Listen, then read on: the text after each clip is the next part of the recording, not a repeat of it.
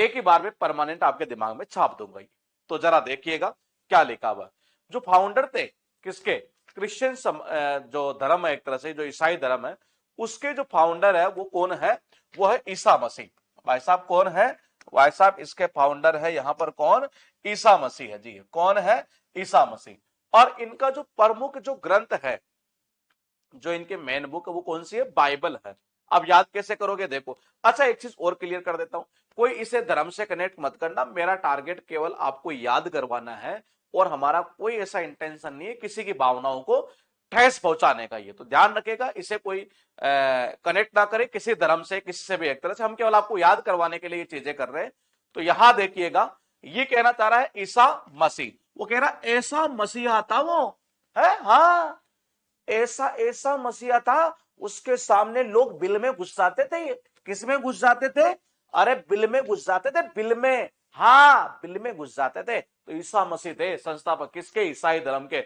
मैंने कहा देखो, अरे वो ऐसा ऐसा ईसा, अरे ऐसा ऐसा मसीहा था वो, उसके सामने लोग बिल में घुस जाते थे। तो बाइबल इनका प्रमुख ग्रंथ हो गया ये।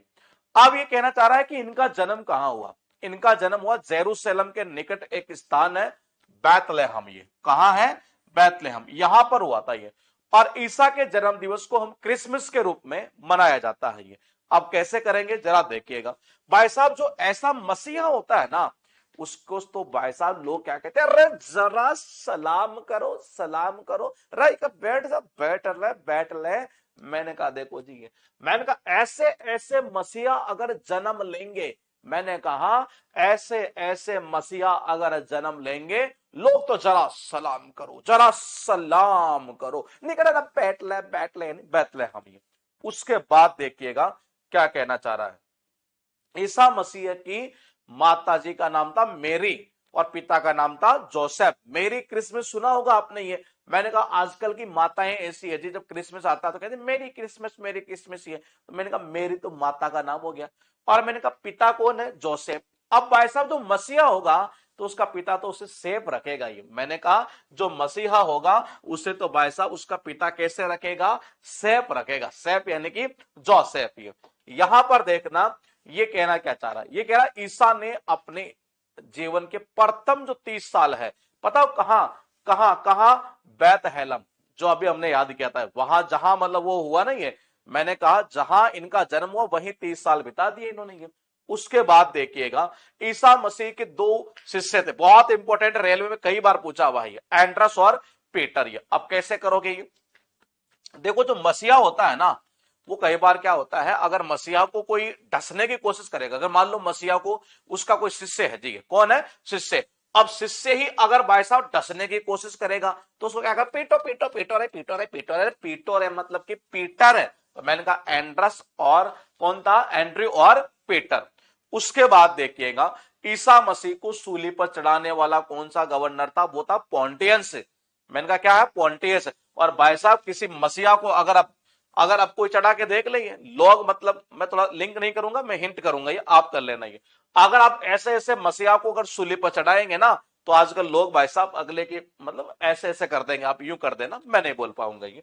यहां पर देखिएगा, ये कह रहा ईसा मसीह को 33वें हिस्सों में सूली पर चढ़ाया गया। अब एग्जाम में जब पूछता है तो भूल जाते हैं आप ये। और आपको पता है भाई ईसा मसीह को सूली पर चढ़ाया गया था रात में नहीं, दिन दिन में। अरे दिन दिन मतलब कि तीन तीन, हाँ तो कहना चाह रहा तीन तीन यानी कि तीन तीन दिन दिन, तीन तीन दिन दिन, दिन दिन में चढ़ाया गया था सूली पर। ये यहां कहना चाह रहा है ईसा, ईसाई धर्म का सबसे पवित्र चिन्ह वो क्रॉस है, आपको सबको पता है, कोई याद करने की नीड नहीं। दूसरा मसीहा की ध्यान रखना, जो ईसा मसीह यानी ईसाई धर्म, मैंने कहा जो ऐसे ऐसे मसीहा होते हैं ना भाई साहब, इनकी बातों को कभी क्रॉस नहीं करना चाहिए। तो क्रॉस यानी कि ये हो गया यहां से क्रॉस। ये मैंने कहा ईसाई जो है वो त्रित्व में विश्वास करते हैं, किसमें, कि ईश्वर ही पिता है, ईश्वर ही पुत्र है और ईश्वर ही पवित्र आत्मा है, इसमें विश्वास करता है ईसाई धर्म। ये उसके बाद कहना क्या चाह रहा है, 12वीं शताब्दी से फ्रांस में आरंभिक भवनों की तुलना में अधिक ऊंचे और हल्के चर्चों के निर्माण प्रारंभ हुए। वास्तुकला की यह शैली गौथिक नाम से जानी जाती है। इसे वास्तुकलात्मक शैली के सर्वोत्कृष्ट उदाहरणों में से एक पेरिस का नाइटेड्रम चर्च है जी। उसके बाद ये लो खत्म हो गया। ये इतना ही है, ये ल्यूसेंट में पूरा इतना ही दिया हुआ है। मैंने आपको सारा याद करवा दिया जी।